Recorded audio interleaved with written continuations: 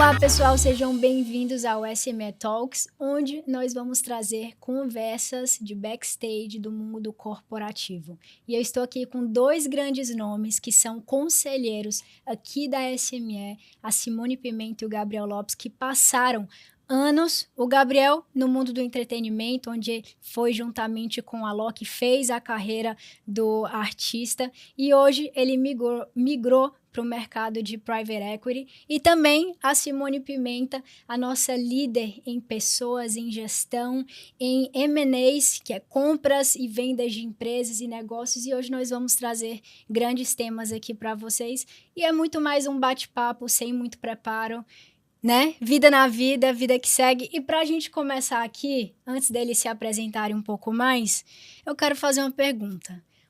Onde vocês estavam em 2016? É uma trend que tem bombado aí nas redes sociais e dessa forma a gente se conhece mais. Gabi, Simone, onde vocês estavam em 2016? Em 2016 eu já estava na Danfoss, porque eu fiquei lá muitos anos, foram 13 anos lá, eu já estava lá,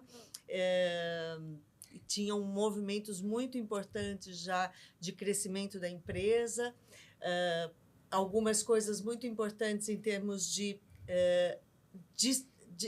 cultura, porque quando você adquire empresas, a gente tem que falar muito sobre culturas, então eu estava trabalhando muito sobre isso na Danfoss. E você, Gabriel? Olha, é engraçado porque eu fui revisitar meu álbum de fotos e o que eu acabei olhando? Que a nossa presença... Foi, né? Quem não foi? Não, eu ainda gerenciando a carreira do Alok, num momento muito bom. Então, a nível Brasil, a gente fez um festival super importante, que era o Tomorrowland Brasil, só que a gente estava numa crescente expansão internacional. Então, tinha fotos minhas em Miami, em Las Vegas, em Nova York e também no território europeu. Ibiza, Mykonos, Berlim. Então, eu comecei a ver, eu falei, cara, há 10 anos atrás eu já estava numa expansão internacional e aprendendo muita coisa sobre como expandir uma carreira a nível internacional, que foi um aprendizado fora de série. Uau, Muito legal. Quanta experiência. Simone, quantos anos você passou na Danfoss? Passei 13 anos na Danfoss.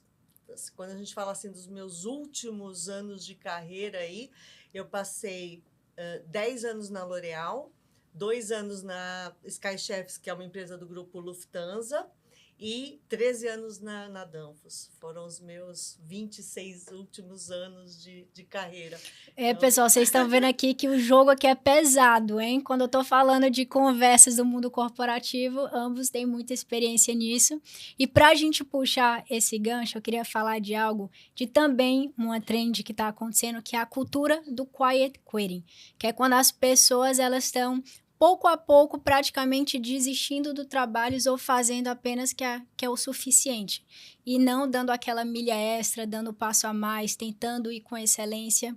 E vocês que entendem muito bem sobre pessoas, como que vocês lidariam numa posição de C-level, numa posição de líder dentro de uma empresa, com um colaborador, com uma pessoa que está ali quase desistindo ou fazendo apenas o básico do contrato? Muito obrigada. A deixa é minha. Bom, eu vejo, Vitória, que também depende muito do estímulo que você dá para essas pessoas, né? Eu não gosto muito quando a gente fala de gerações, eu batalho muito contra os rótulos, sabe? Eu acho que os rótulos, eles prejudicam todo mundo. Né? Tanto que uma determinada geração permitiu que todo mundo pisasse na cabeça dele e fizesse tudo, a outra não aceita nada ou não gosta de trabalhar muito. Esses extremos eu não gosto. Eu batalho muito contra eles, porque eu acho que, além de criar rótulos desestimulam muito as pessoas. É verdade que eu acho que as pessoas se colocam muito mais enquadrados e querem conhecer mais, assim, efetivamente o que é o meu job ou para que eu vim aqui, né? E uma geração como a minha, por exemplo, a gente tinha uma amplitude muito maior disso. Eu vim aqui para trabalhar e faço o que tiver que fazer. Acho que esses são os dois grandes polos que a gente está fazendo. Eu acho que eu vejo, sim, mas eu também vejo que competição dessas pessoas dentro da empresa hoje, ela é muito menor. Porque essas pessoas que querem cada vez fazer menos, que querem produzir dentro desse quadrado, as pessoas que se dedicam mais e que querem mais, têm muito menos concorrência.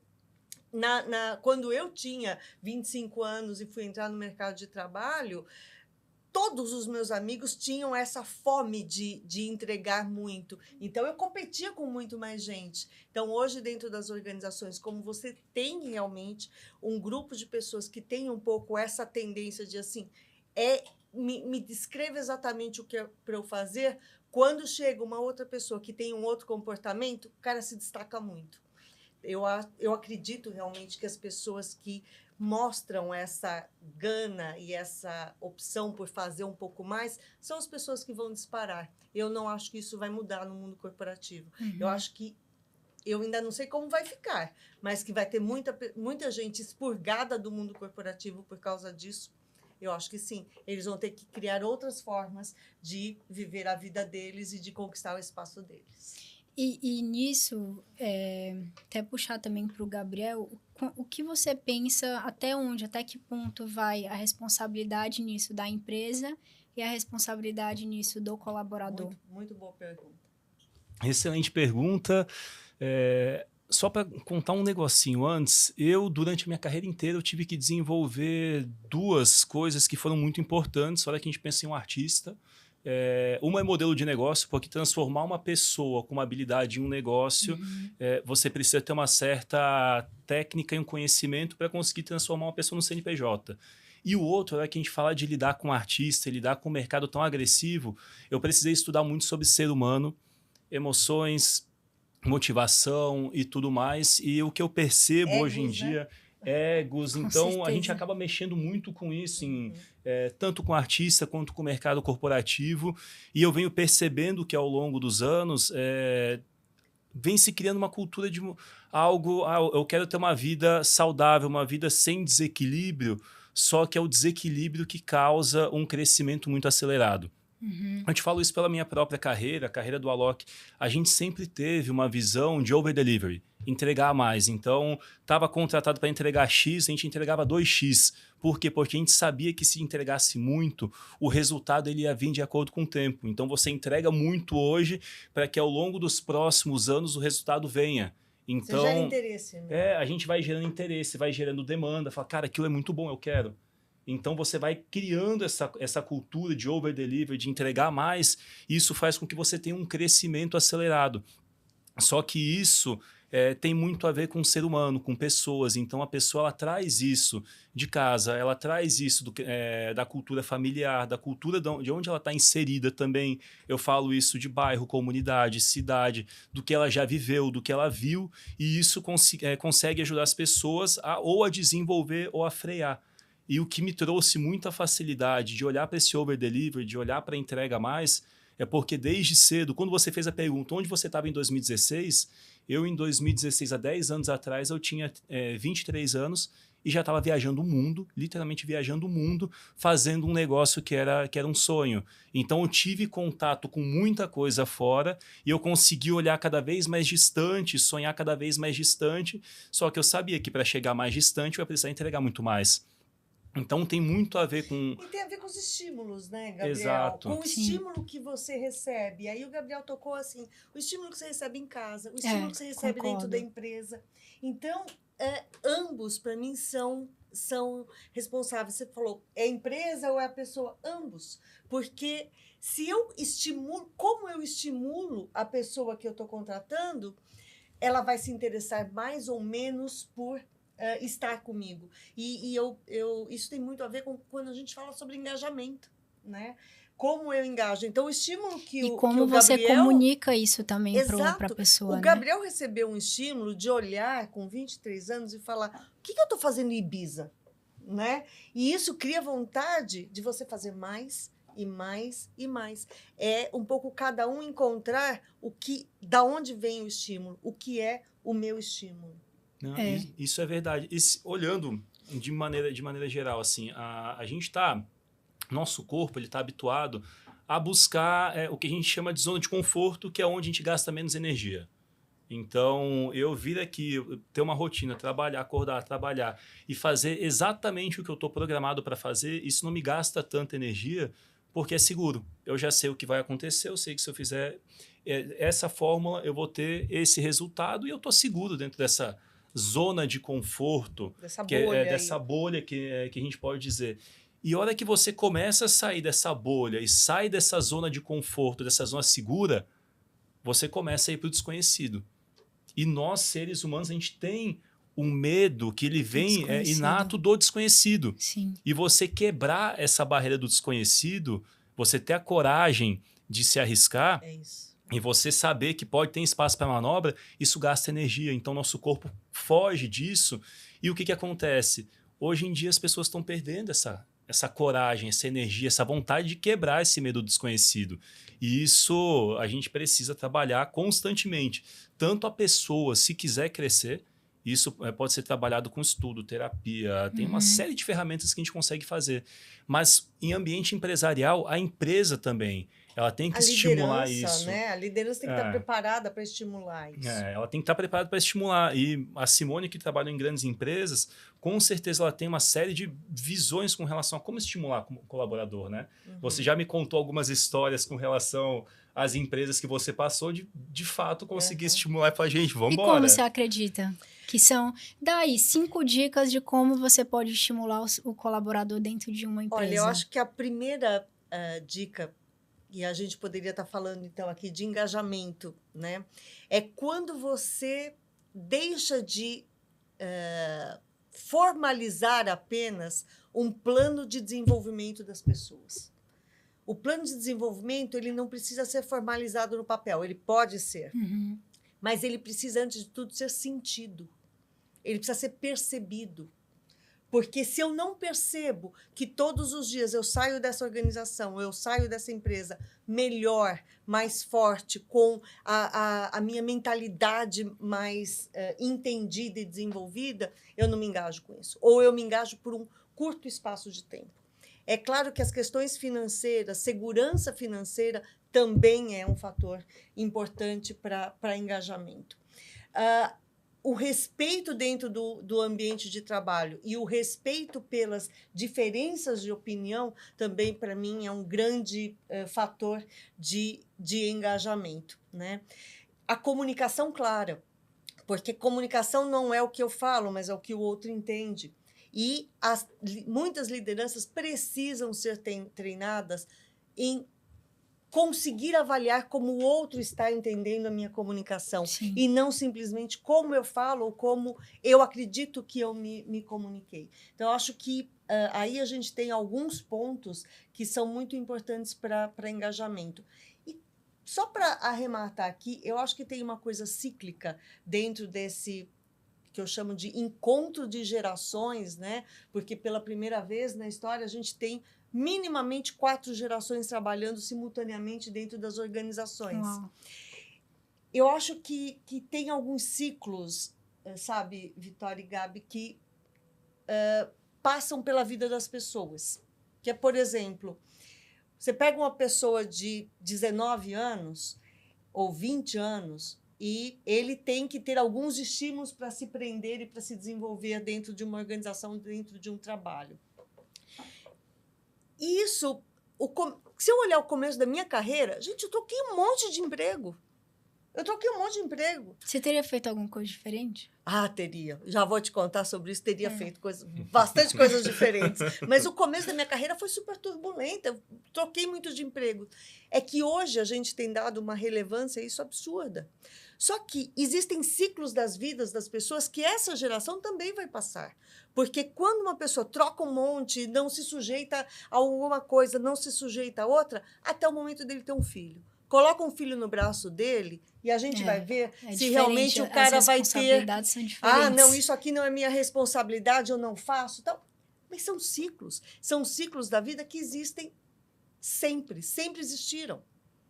Mas a gente também, do nosso lado, nas organizações, a gente tem sido um pouco menos tolerante com algumas coisas, né? E aí a gente não ajuda também a estimular e a entender que esse ciclo vai acontecer. E a gente precisa entender nas organizações também, e aí te dou o espaço, Gabi, que é as pessoas têm uma tendência agora a ficar menos tempo nas empresas. E a gente precisa aprender que a gente tem que aproveitar mais o pouco tempo que a pessoa fica na empresa. Como você realmente extrai o melhor daquilo. E é uma mudança de mentalidade dentro das organizações que é muito importante. Eu sei que esse cara não vai ficar aqui 10 anos. Então, o cara é gênio. O que eu vou extrair disso daí e como eu vou fazer isso ficar, essa gestão de conhecimento permeada dentro da organização. Muito bom. E eu vejo hoje também uma tendência, nós vemos, de crescer muito mais o número de MEIs no mundo. Significa que as pessoas estão querendo empreender mais. Mas até que ponto vocês acreditam que isso é também uma fuga do jovem de querer passar pelo processo? Eu conheço várias pessoas próximas de mim que não tenho nada contra o empreendedorismo, pelo contrário, eu quero empreender, eu tenho vontade também de ter meu próprio negócio, mas até que ponto você vê hoje, vocês veem os jovens hoje querendo empreender, mas isso sendo uma fuga da realidade de se submeter a uma liderança e de fato pagar o preço por um tempo? Eu vejo isso que é muito ligado com motivação. Porque se a gente for parar para pensar e analisar a motivação, lá atrás o que motivava o ser humano a trabalhar era a sobrevivência. Ele tinha que trabalhar para conseguir a comida e sobreviver. Isso era a motivação 1.0. Motivação 2.0. Hora que você começa a trabalhar em escala industrial, então você trocava suas horas para conseguir ter o seu sustento e conseguir também se alimentar e sobrevivência. Hoje, o dinheiro ele é importante. Pensa o seguinte, você vai comprar um carro. Você tem 3 meses, em média, que o seu carro ele ainda te deixa com aquela sensação do novo, de euforia. A dopamina ali da... Exatamente, depois acalma. Então, o salário é a mesma coisa. Você faz uma boa proposta, você tem um tempo que, nossa, esse é um super salário, isso me motivou, vou para cima. Só que depois isso baixa. E começam a aparecer as outras partes da motivação que elas são importantes. E uma delas é você ter a liberdade de sair do ponto A e chegar até o ponto B. E hoje, a hora que você trabalha dentro de uma corporação, você tem que sair do ponto A e chegar ao ponto B, mas ter alguém ali te gerenciando, te dando uma ordem, te cobrando resultado. E quando você abre uma MEI, você está por você mesmo. Eu quero sair daqui e ir até esse segundo ponto, e você tem a liberdade total de fazer o que você bem entende, com a quantidade de horas que você bem entende. Eu quero trabalhar 1 hora por dia. Você consegue sair do ponto A ao ponto B. Agora, em quanto tempo você faz isso, que é a variável. Então, se você tem mais horas e com eficiência, essa variável de tempo ela diminui e a tendência é que você chegue no resultado mais rápido. Então, eu vejo que tem muito dessa sensação das pessoas hoje em dia, os jovens quererem ter uma MEI, montar um negócio próprio, para ter essa liberdade, ter esse contato com o empreender, mas muitas vezes eles não têm ainda a questão da autogestão para conseguir transformar aquela sua vontade em empreender em um negócio de sucesso. E aí o que a gente vê é o quê? Um monte de gente que é teoricamente empregada da própria MEI. Porque se não trabalhar não tem o salário, então trabalha e tem aquele teto porque não consegue romper essa barreira de conhecimento, eficiência, entrega e tempo de trabalho. Muito bom. Interessante esse ponto de vista, porque não consegue a independência que imaginou que teria, né? E eu acho que tem um outro ponto que é essa história do ficar desempregado. Eu acho que também as pessoas carregam muito isso de ter visto pais.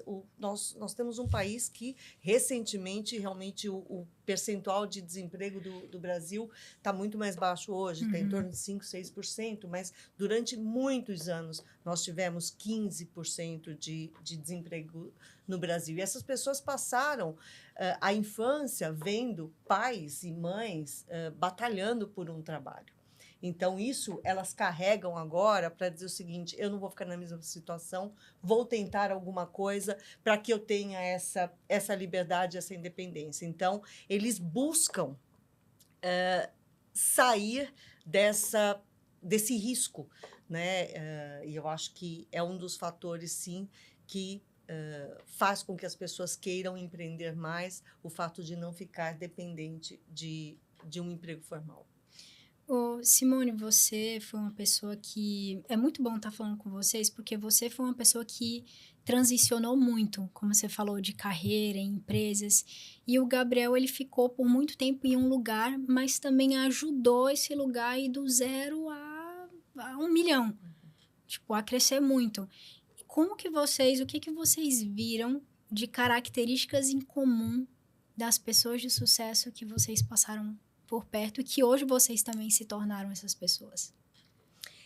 Eu acho que uma das características que eu vejo não só em mim, mas nas pessoas que estavam sempre ao meu redor e que eu vejo que tiveram sucesso, principalmente empresas multinacionais, eu acho que um dos fatores que mais faz com que as pessoas tenham sucesso é a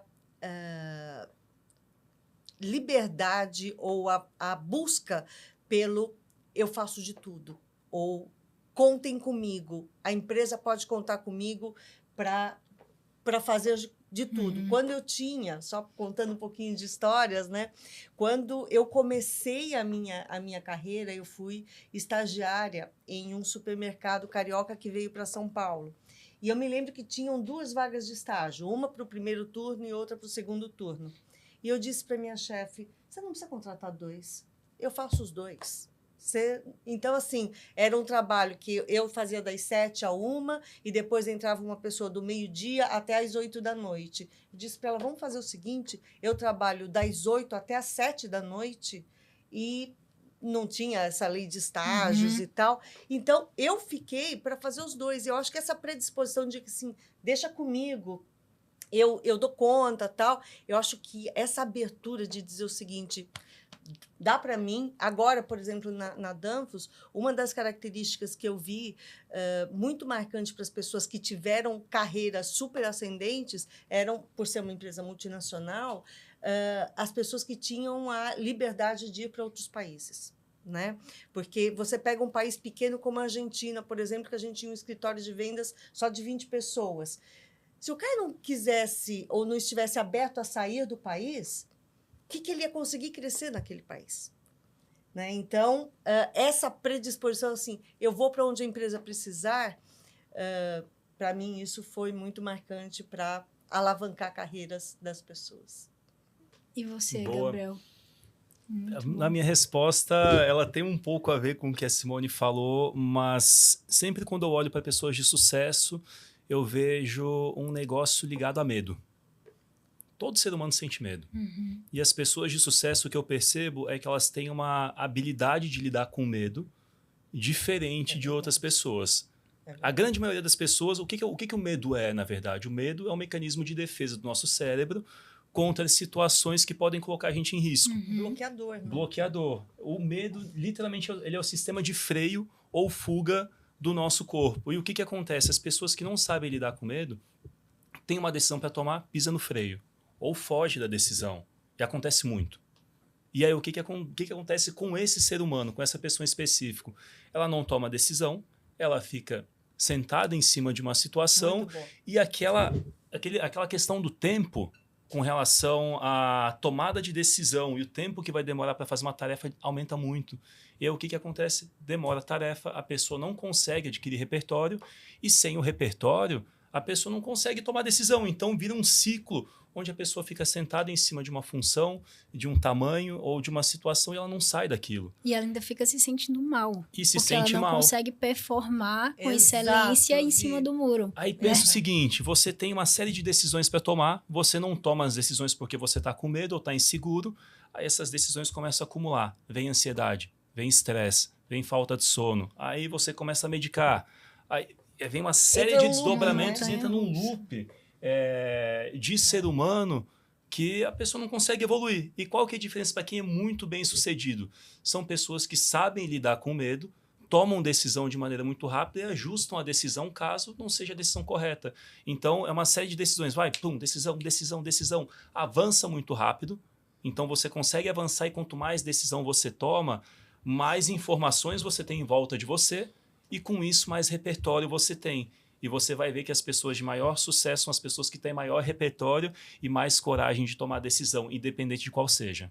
Eu Muito acho bom. que isso é Uau. fundamental, assim, a tua capacidade de tomar decisões coerentes, ponderadas, ter a visão macro. Quando você consegue ter essa visão de helicóptero, você toma decisões muito melhores e tomar boas decisões nas organizações, você ajuda o negócio a crescer e essas pessoas crescem mais fácil. Uma das coisas que eu tenho aprendido bastante com o Theo aqui na SME é que o Theo, ele faz e vai aperfeiçoando ao longo do caminho. E eu era o contrário. Eu era uma pessoa que tudo para mim tinha que estar redondinho, tudo 100% redondinho para começar. Então eu era muito perfeccionista, entre aspas.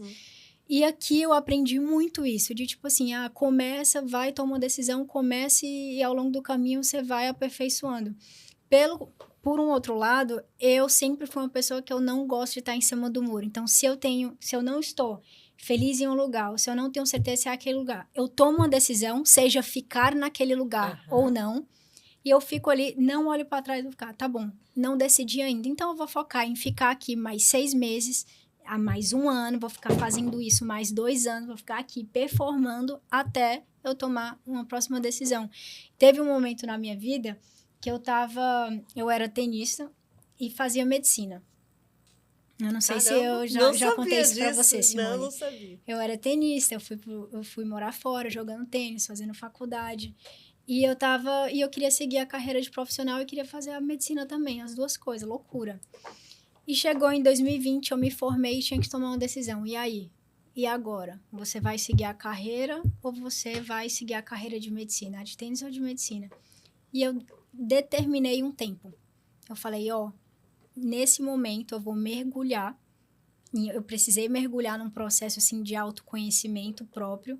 Vou mergulhar dentro disso por 6 meses, porque também estava na época da pandemia. Mas então eu tinha é outro fator muito importante. Muito. E eu tinha a liberdade naquela época, por causa da pandemia, de tirar um tempo maior. Então aqui, tenho 6 meses para tomar essa decisão. E aí tirei todas as distrações, tudo. Eu não saí de casa. Não encontrei amigos, nada. Eu fiquei 6 meses focado em me autoconhecer para conseguir tomar a melhor decisão ali para minha vida nos próximos passos. E foi aí que, enfim, eu mergulhei nesse autoconhecimento, entrei na parte emocional que eu sei que você até mencionou aqui no início, Gabo, que você estudou muito, então nesse lado emocional, no lado espiritual. E aí que teve a virada de chave na minha vida, onde eu preferi não seguir a carreira do tênis. E acabei também não seguindo mais a de medicina. E hoje eu tô aqui, do lado de 2 grandes empresários, de 2 grandes pessoas. Tô aprendendo diariamente aqui com um grande CEO, que é o Theo, com o João. Mas enfim, eu queria fazer um comentário nisso, quando você fala desse ambiente que se desenvolve aqui na SME. O Theo é um jovem empresário de sucesso. Mas, e eu converso muito com o Theo sobre isso, ele sabe que precisa desenvolver e ter experiências maiores em mais coisas, né? Apesar de ter tanto sucesso. E, de uma forma inteligente, o bom executivo, ele faz isso. A pessoa de sucesso faz isso. Ele se rodeia de pessoas que complementem as suas características e que isso tudo ajuda a alavancar o negócio. Então, eu vejo que são os conselheiros, né? Que são os conselheiros. Que os conselheiros são fundamentais. A Simone falando isso me lembra que o que mais trouxe resultado durante o desenvolvimento, principalmente expansão internacional, nacional e internacional, principalmente do Alok, foram as parcerias. E o que são as parcerias? São pessoas que já têm o conhecimento de fazer aquilo, a gente se aproxima delas, contrata elas têm o acesso e você acaba se relacionando, entendendo como a pessoa faz na prática, porque muitas vezes, principalmente para a gente no mercado de entretenimento, música, carreira de artista, não existe um manual. Não tem onde eu vou estudar. Então, o que eu sei fazer é uma coisa que...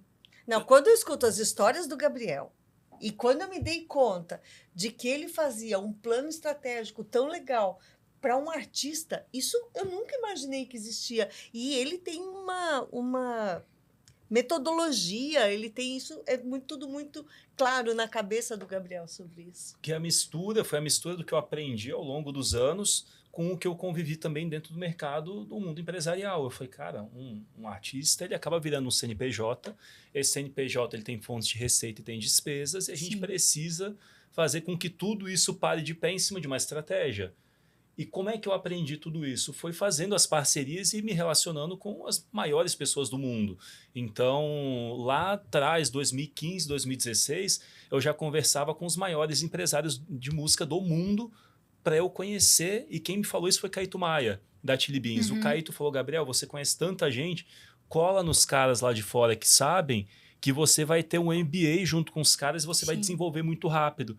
E eu peguei esse gancho que ele me falou lá atrás, 10 anos atrás, e eu fui me conectando com os maiores empresários do mundo, do mercado de música e do mercado de show e entretenimento, para eu aprender com essa turma lá de fora. Mas é importante a gente, então, destacar nisso que o Gabriel está falando, da importância do ecossistema, da importância do ambiente onde você está e de reconhecer, como a Vitória falou, o autoconhecimento e me cercar de pessoas que me complementam, né?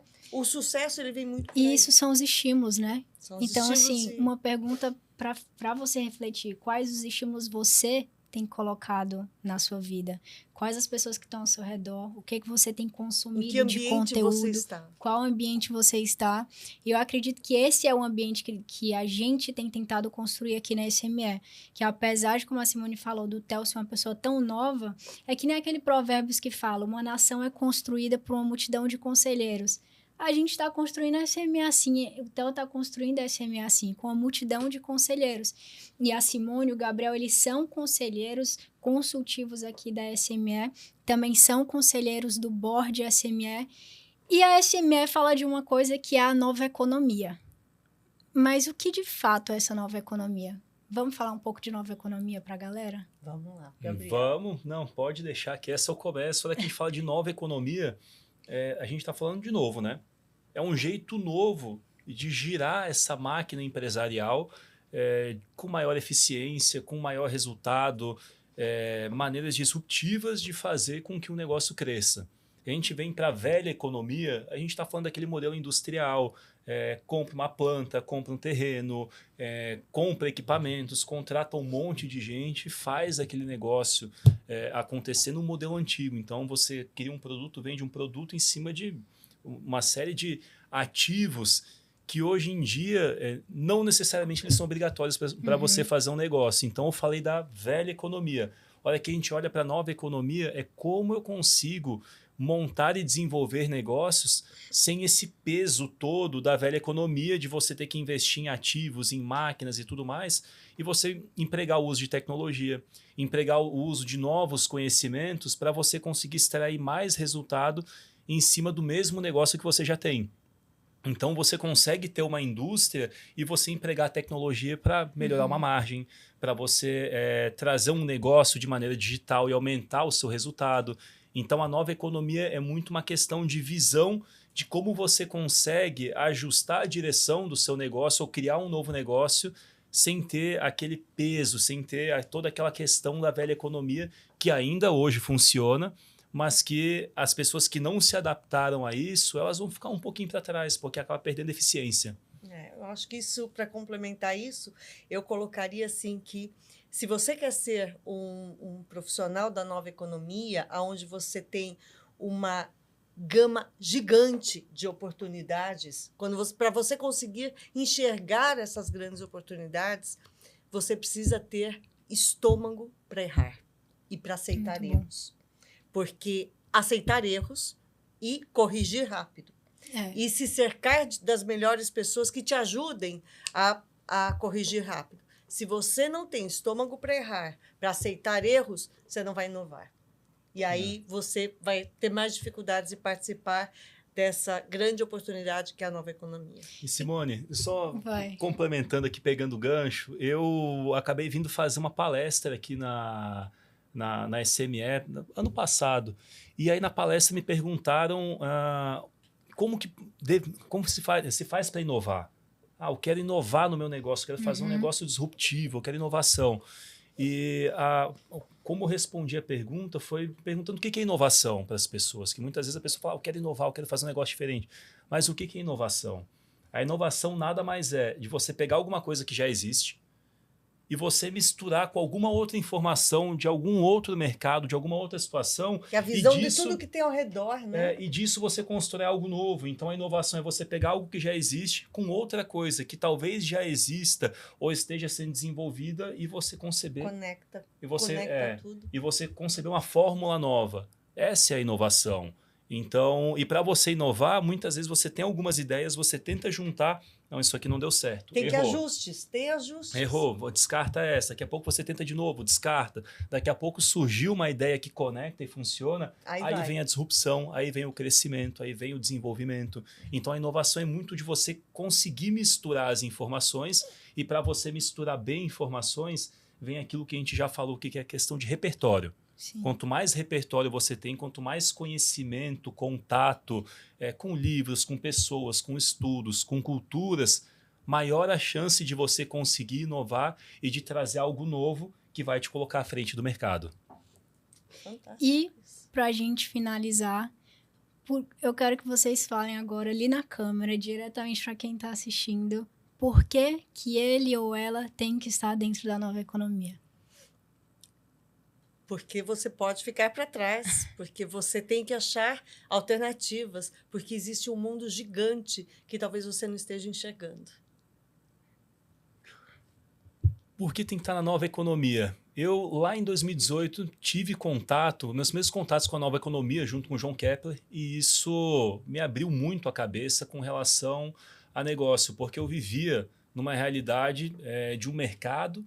E eu comecei a perceber que existiam vários outros mercados em volta que me deram acesso, me deram contatos, me deram maneiras de crescer e me desenvolver e crescer os meus próprios negócios.